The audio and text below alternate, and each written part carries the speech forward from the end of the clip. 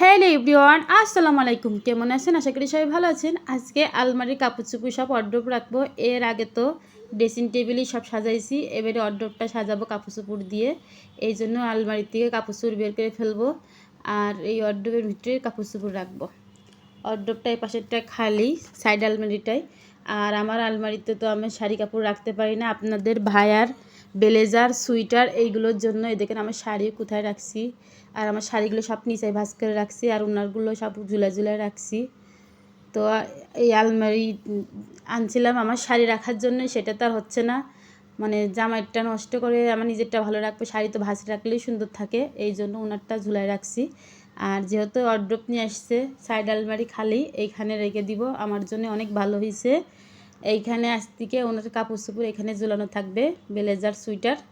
আর আমার শাড়ি কাপড় আমার ইচ্ছা পূরণ হবে। আমার শাড়ি কাপড় আমি আবার হ্যাঙ্গার দিয়ে বাদ দিয়ে রাখবো, আলমারিতে সুন্দর করে সাজিয়ে রাখবো।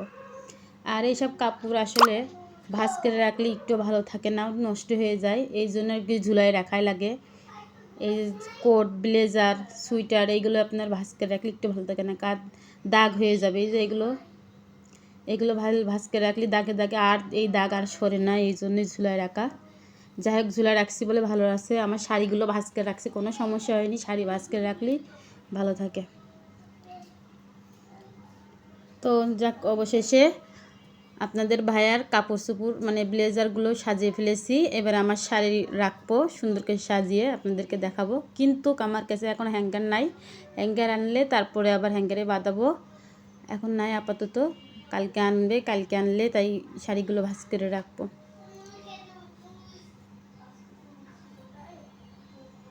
এই যে সুন্দর করে সব পরিষ্কার করে নিলাম, ফাঁকা করে নিয়েছি। আমার শাড়িগুলো সুন্দর করে বাঁধিয়ে রাখবো, তো আজকে না কালকে। আর আজকে কিছু মশলা ব্লেন্ডার করব, যেহেতু ঈদ চলে আসছে।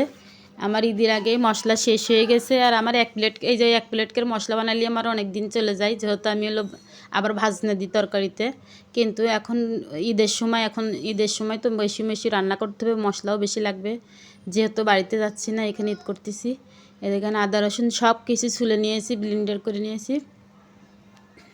এই যে ব্লেন্ডার করা শেষ। তো আমার ভিডিওটি কেমন হয়েছে অবশ্যই কিন্তু কমেন্টে জানাবেন। ভালো লাগলে একটা লাইক, একটা সাবস্ক্রাইব করে দিবেন। আর সবাই ভালো থাকবেন, সুস্থ থাকবেন। আল্লাহ হাফেজ।